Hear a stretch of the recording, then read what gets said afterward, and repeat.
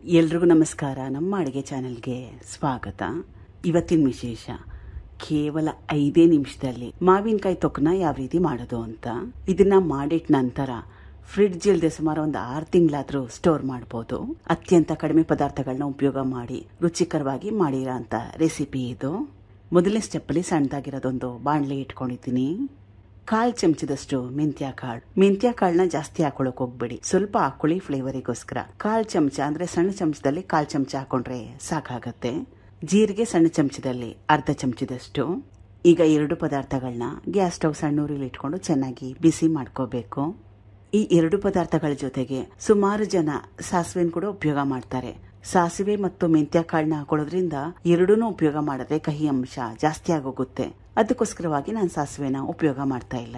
ಸುಮಾರು 1 2 ರಿಂದ 3 ನಿಮಿಷ ಆದ್ಮೇಲೆ ಮೆಂತ್ಯ ಕಾಳು ಸ್ವಲ್ಪ ಕೆಂಪಾಗಿದೆ, ಸುವಾಸನೆ ಬರ್ತಾ ಇದೆ, ಜೀರಿಗೆ ಕೂಡ ಚೆನ್ನಾಗಿ ಬಿಸಿ ಆಗಿದೆ. ಗ್ಯಾಸ್ ಸ್ಟವ್ ನ ಆಫ್ ಮಾಡ್ಕೋತಾ ಇದ್ದೀನಿ. ಇದನ್ನ ಪುಡಿ ಮಾಡ್ಕೋಬೇಕು. ಇದನ್ನ ಈ ರೀತಿಯಾಗಿ ಕೈಯಲ್ಲೇ ಪುಡಿ ಮಾಡ್ಕೋತಾ ಇದ್ದೀನಿ. ಮಿಕ್ಸಿ ಮಾಡ್ಲಿಕ್ಕೆ ತುಂಬಾನೇ ಜಾಸ್ತಿ ಕಡಿಮೆ ಕ್ವಾಂಟಿಟಿ ಇದೆ, ಅದಕ್ಕೋಸ್ಕರ ತರ್ತರಿಯಾಗಿ ಪುಡಿ ಮಾಡ್ಕೊಂಡ್ರೆ ಸಾಕಾಗುತ್ತೆ. ಪುಡಿ ಮಾಡ್ಕೊಂಡಿದ್ದಾಗಿದೆ. ಮತ್ತೊಮ್ಮೆ ಬಾಣಲೆ ಇಟ್ಕೊಂಡಿದ್ದೀನಿ. 3 ರಿಂದ 4 ಟೇಬಲ್ ಸ್ಪೂನ್ ಅಷ್ಟು ಎಣ್ಣೆ. ಈ ರೆಸಿಪಿಯಲ್ಲಿ ಎಣ್ಣೆ ಕ್ವಾಂಟಿಟಿ ಸ್ವಲ್ಪ ಜಾಸ್ತಿ ಹಾಕೋಬೇಕು. ಆದ್ರೂ ನಿಮ್ಗೆ ಸ್ವಲ್ಪ ಜಾಸ್ತಿ ಅನ್ಸಿದ್ರೆ ಕಡಿಮೆ ಹಾಕೊಳ್ಳಿ. ಇದು ತುರಿದಿಟ್ಕೊಂಡಿರೋ ಮಾವಿನಕಾಯಿನ ಮೊದಲು ಚೆನ್ನಾಗಿ ತೊಳೆದು ತೊಟ್ಟಿನ ತೆಗೆದು ಸಿಪ್ಪೆ ಸಹಿತವಾಗಿ ತುರಿದಿಟ್ಕೊಂಡಿದ್ದೀನಿ. 2 ದೊಡ್ಡ ಮಾವಿನಕಾಯಿನ ಉಪಯೋಗ ಮಾಡಿದ್ದೆ. ನಾನು ಉಪಯೋಗ ಮಾಡಿರೋದು ತೋತಾಪುರಿ ಮಾವಿನಕಾಯಿ. ಅದು ಫ್ಲೇವರ್ ಚೆನ್ನಾಗಿರುತ್ತೆ. ಅಥವಾ ನಿಮ್ಗೆ ಹುಳಿ ಮಾವಿನಕಾಯಿ ಇಷ್ಟ ಇದ್ರೆ ಅದನ್ನ ಕೂಡ ಉಪಯೋಗ ಮಾಡ್ಬೋದು. ರುಚಿಗೆ ತಕ್ಕಷ್ಟು ಉಪ್ಪು, ಪುಡಿ ಮಾಡಿಟ್ಕೊಂಡಿದ್ನಲ್ಲ ಮೆಂತ್ಯ ಕಾಳು ಮತ್ತೆ ಜೀರಿಗೆ, ಇದು ಬ್ಯಾಡಗಿ ಅಚ್ಕಾರದ ಪುಡಿ, ಸುಮಾರು 2 ಟೇಬಲ್ ಸ್ಪೂನ್ ಅಷ್ಟು. ಸಣ್ಣ ಚಮಚದಲ್ಲಿ 1/2 ಚಮಚದಷ್ಟು ಅರಿಶಿನ. ಈಗ ಮಾವಿನಕಾಯಿ ತುರಿಯಲ್ಲಿ ಹಸಿ ಅಂಶ ಹೋಗ್ಬೇಕು, ನೀರಿನ ಅಂಶ ಕಡಿಮೆ ಆಗ್ಬೇಕು, ಆಮೇಲೆ ಮೆತ್ತ ಕೂಡ ಆಗ್ಬೇಕು. ಅಲ್ಲಿವರೆಗೂ ಬೇಯಿಸ್ಕೋಬೇಕು. ಸುಮಾರು 3 ರಿಂದ 4 ನಿಮಿಷ ಬೇಯಿಸ್ಕೊಂಡ್ರೆ ಸಾಕಾಗತ್ತೆ.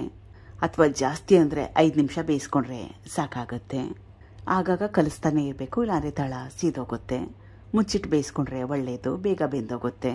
ಸುಮಾರು 5 ನಿಮಿಷ ಆದ್ಮೇಲೆ ಚೆನ್ನಾಗಿ ಎಣ್ಣೆ ಬಿಟ್ಟಿದೆ. ಮಾವಿನಕಾಯಿ ತುರಿಲಿರ ನೀರಿನ ಅಂಶ ಕಡಿಮೆ ಆಗಿದೆ, ಮೆತ್ತ ಕೂಡ ಆಗಿದೆ. ಎಲ್ಲ ಆದ್ಮೇಲೆ ಕೊನೆಯಲ್ಲಿ ಸುಮಾರು 2 ಟೇಬಲ್ ಸ್ಪೂನ್ ಅಷ್ಟು ಬೆಲ್ಲದ ಕ್ವಾಂಟಿಟಿ ಜಾಸ್ತಿ ಅನ್ಸಿದ್ರೆ ಕಡಿಮೆ ಹಾಕೊಳ್ಳಿ. ಅಥವಾ ಡಯಾಬಿಟಿಕ್ ಇರೋರು ಬೆಲ್ಲ ಹಾಕೊಳ್ಳಿಲ್ಲ ಅಂದ್ರೂ ಪರವಾಗಿಲ್ಲ. ಸ್ವಲ್ಪ ಬೆಲ್ಲ ಹಾಕೊಂಡ್ರೆ ರುಚಿ ಚೆನ್ನಾಗಿರತ್ತೆ. ಬೆಲ್ಲ ಹಾಕೊಂಡ್ಮೇಲೆ ಸುಮಾರು 1 ರಿಂದ 2 ನಿಮಿಷ ಬೇಯಿಸ್ಕೊಂಡ್ರೆ ಸಾಕಾಗತ್ತೆ. ಬೆಲ್ಲ ಕರೆಕ್ಟಾಗಿ ಹೊಂದ್ಕೋಬೇಕು, ಅಲ್ಲಿವರೆಗೂ ಬೇಯಿಸ್ಕೊಂಡ್ರೆ ಸಾಕಾಗತ್ತೆ. ಸುಮಾರು 1 ರಿಂದ 2 ನಿಮಿಷದವರೆಗೂ ಈಗಿದ್ದಾಗಿದೆ. ತಳ ಒಂಚೂರು ಕಚ್ತಾ ಇಲ್ಲ ನೋಡಿ. ಮತ್ತೊಂದು ಸ್ಟೆಪ್ಪು, ಕೊನೆ ಸ್ಟೆಪ್ಪು ಬಾಕಿ ಇದೆ. ಸಣ್ಣದೊಂದು ಬಾಣಲೆ ಇಟ್ಕೊಂಡಿದ್ದೀನಿ. ಸ್ವಲ್ಪ ಎಣ್ಣೆ, ಸಾಸಿವೆ, ಹಿಂಗು, ಸ್ವಲ್ಪ ಹಿಂಗಿನ ಕ್ವಾಂಟಿಟಿ ಜಾಸ್ತಿ ಹಾಕೊಂಡ್ರೆ ಒಳ್ಳೇದು. ಸಾಸಿವೆ ಚಿಟಪಟ ಅಂದ ನಂತರ ಕರಿಬೇವಿನ ಎಲೆ ಕೂಡ ಸ್ವಲ್ಪ ಜಾಸ್ತಿ ಉಪಯೋಗ ಮಾಡಿ, ಚೆನ್ನಾಗಿರತ್ತೆ. ಆರೋಗ್ಯಕ್ಕೆ ಕೂಡ ಒಳ್ಳೆಯದು. ಒಗ್ಗರಣೆನ ಸೇರಿಸ್ಕೊತಾ ಇದ್ದೀನಿ. ಇದನ್ನ ನಿಮ್ಗೆ ಎಷ್ಟು ದಿನ ಬೇಕೋ ಅಷ್ಟು ದಿನ ಸ್ಟೋರ್ ಮಾಡ್ಕೋಬಹುದು. ಮೊಸರನ್ನ, ಸಾರನ್ನ, ಚಪಾತಿ, ಪರಾಟ, ಇಡ್ಲಿ, ದೋಸೆ ಎಲ್ಲಾದ್ರ ಜೊತೆಗೂ ಇದು ಚೆನ್ನಾಗಿರತ್ತೆ. ಪ್ರಯತ್ನ ಮಾಡಿ ನೋಡಿ. ಅತ್ಯಂತ ಕಡಿಮೆ ಪದಾರ್ಥಗಳನ್ನ ಉಪಯೋಗ ಮಾಡಿ ತುಂಬಾನೇ ಸುಲಭವಾಗಿರೋ ರೀತಿಯಲ್ಲಿ ತೋರಿಸ್ಕೊಟ್ಟಿದ್ದೀನಿ. Thank you for watching. ಧನ್ಯವಾದಗಳು.